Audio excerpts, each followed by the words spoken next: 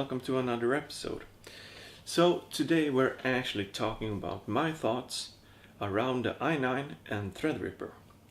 And those two processors are quite awesome, and they are different type of good, or different scenarios they are good at, I must say.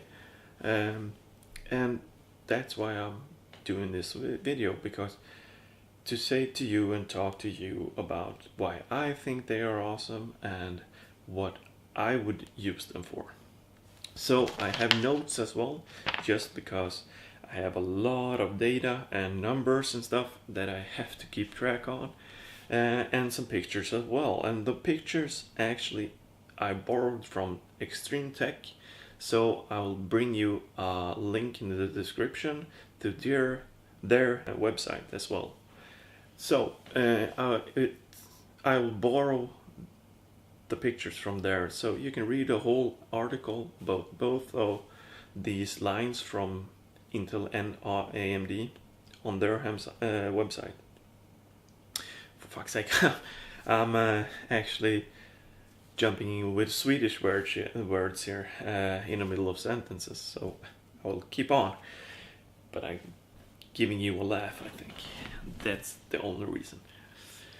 So I'm trying not to be too serious here, but yeah, and first of all, I must say that actually I'm not a fanboy of either team.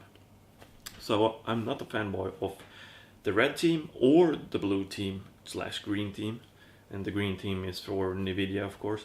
I'm not a fanboy of each of them. I've used both of the processors on the market, both AMD and Intel, and both have strong sides and kind of bad sides as well.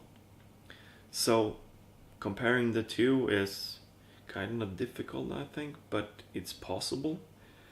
But yeah, anyway.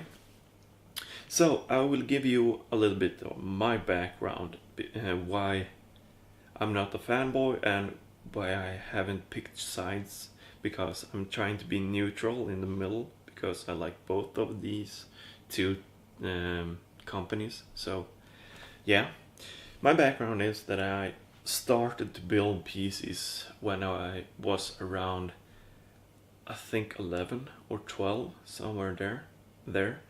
And there's the time there, it was the first time I had the money I had saved up to build my own PC.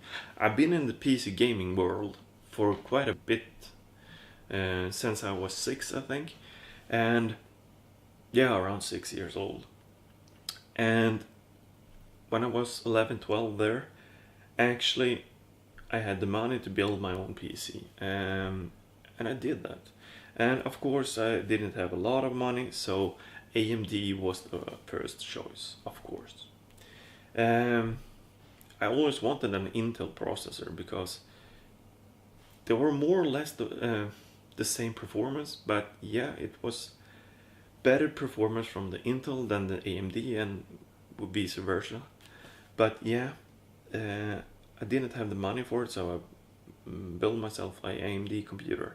And later on, when I started to work in the summertime when I was off school, I made more money, so then I started to expand my computer, and of course I upgraded it as well.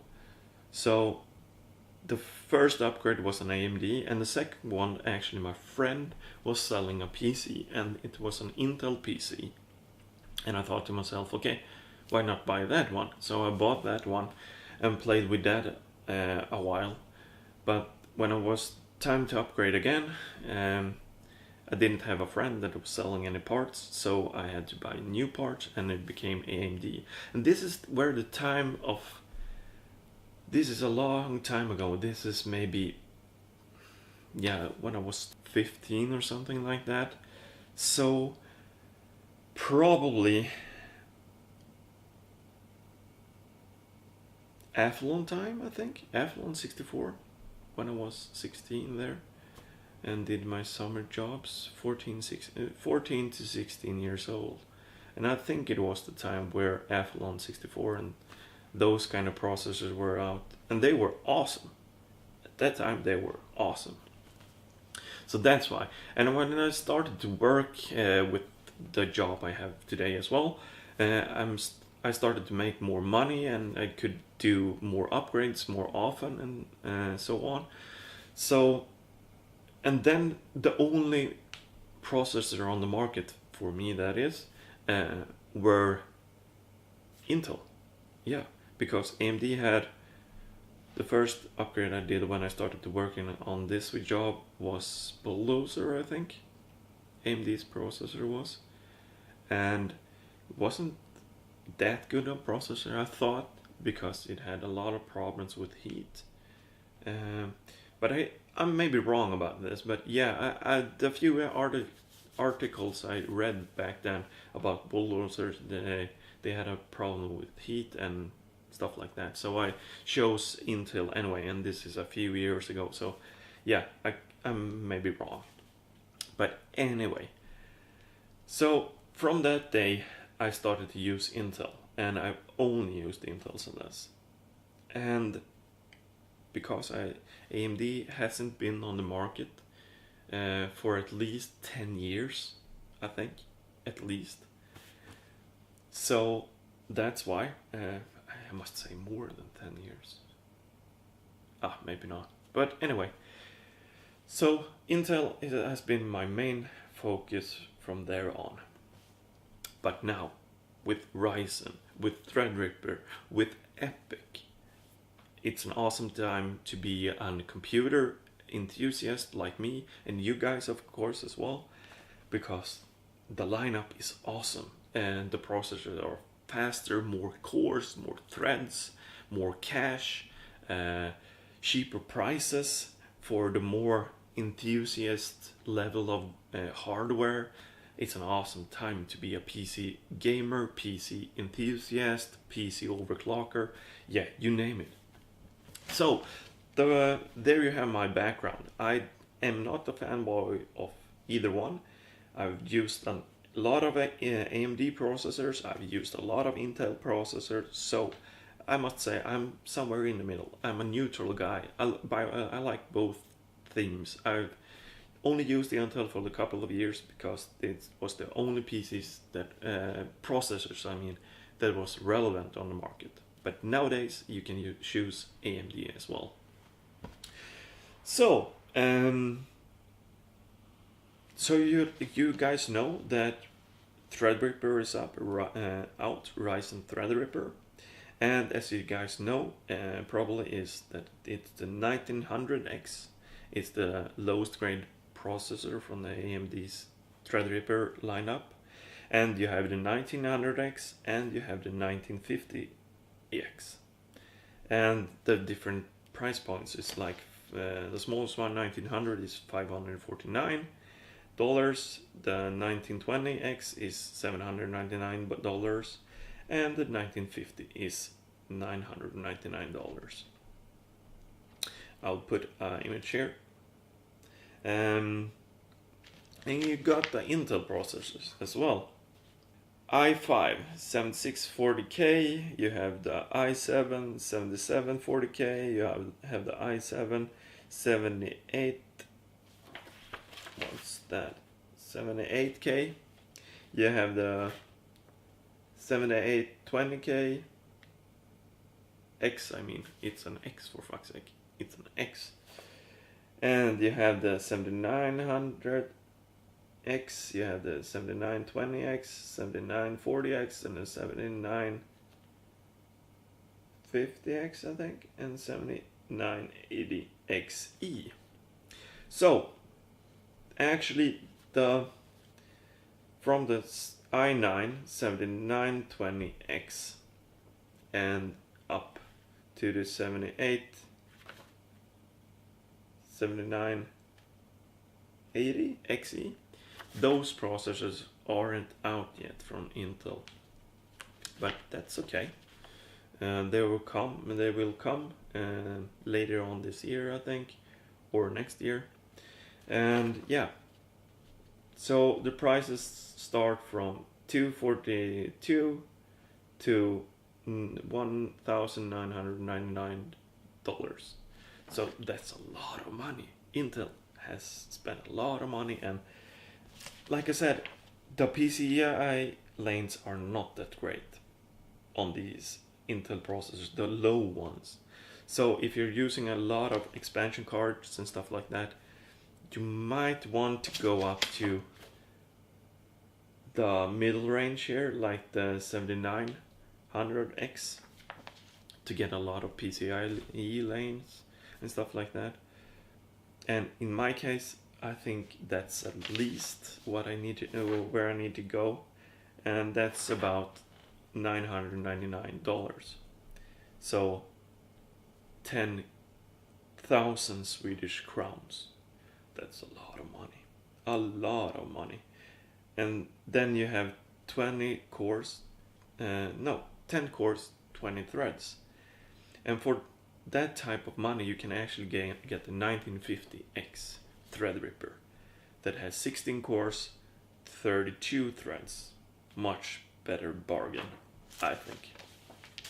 And that is the processors. You probably know all this already because you've watched a lot of other YouTube channels about technology and processors that are coming out now, like the Threadripper and unboxings of Threadripper, as well as the i9. But this is all my thoughts, and that's why I love AMD right at the moment, because I love the tech. Of course, the i9 is not bad, but I feel that that's out of my reach at the moment because it's too expensive for me. Sure, I can get into the platform for a cheap buck for I don't know how much, but yeah, you can get into the platform and get an i5 and start using it.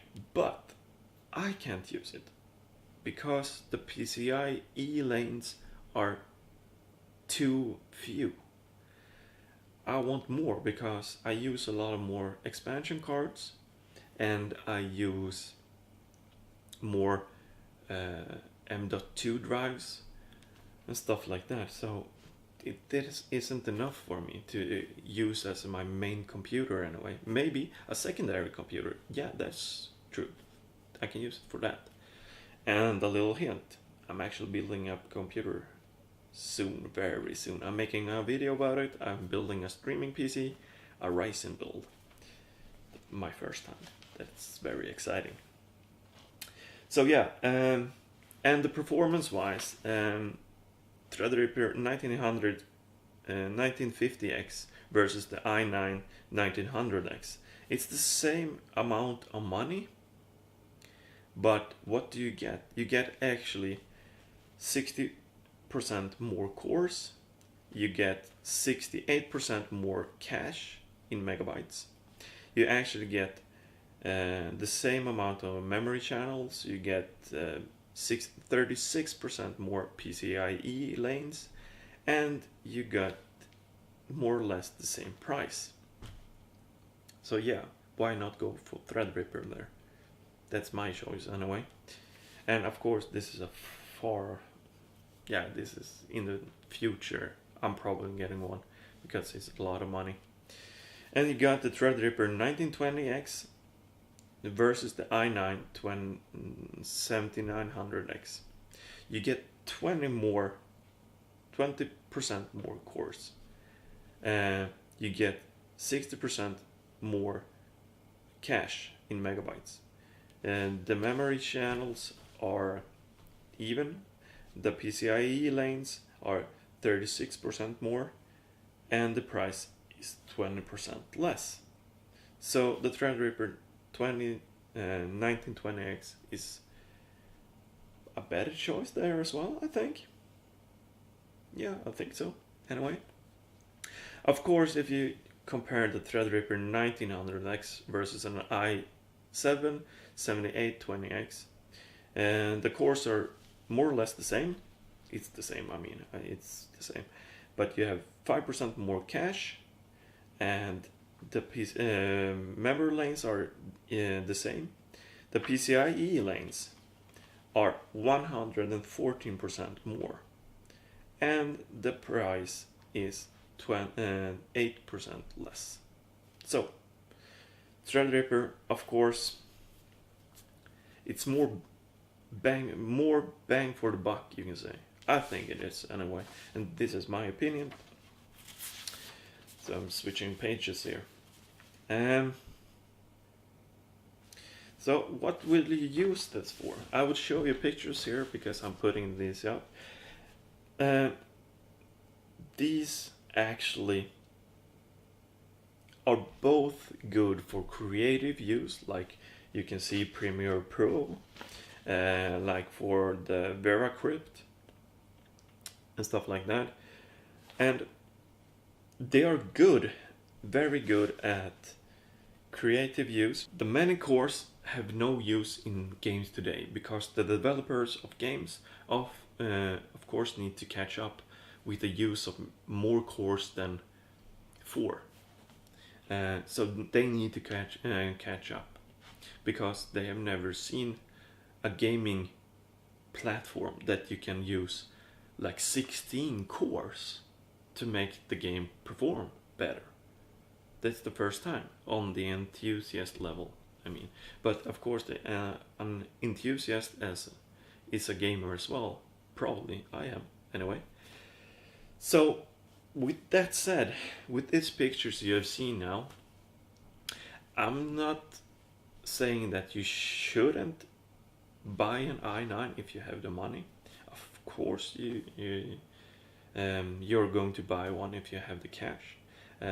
For me personally, right at this moment, the Threadripper is more appealing to me than the i9 because I need to spend a lot of more money into the platform and the 2066 socket platform to get something out of it. Yeah, too bad, but today I can do this today actually. I can go to a PC store, buy myself a motherboard and book a Threadripper, or maybe it's out now when I'm releasing this, I don't know, maybe. And buy myself a processor and get into the platform like today, because you get the motherboard with the right socket on it, TR4 I think it's called, and you get a 1900X, and you're into the platform and you can still use all the things you need to use, in my case anyway. Like the drives, like the M.2 drives, like the graphics card and sound cards and all that kind of stuff I'm using. I can still use that with the entry level Threadripper. But of course, if I had the money, I could actually go and buy myself i9 7900X, and I'm fine, I'm set. Then I have 20 threads and 10 cores, and that's no problem, and I'm fine. But yeah, that's a lot of money. That's $999. That's, yeah, I don't have that kind of money to spend on a processor. Too bad. But these are all my thoughts, and I can't recommend you to go and buy either one. It's what you're using it for. If you maybe only have one drive and maybe 2 drives or something like that, you can go and start with the entry level to the 2066 socket, the i9 is there. Buy an i5 and start the entry level there. But yeah, it's all about what your needs are. So guys, that's it for this little chat here with my thoughts about Threadripper, and I hope you like this video. Hope to see you soon. Bye bye.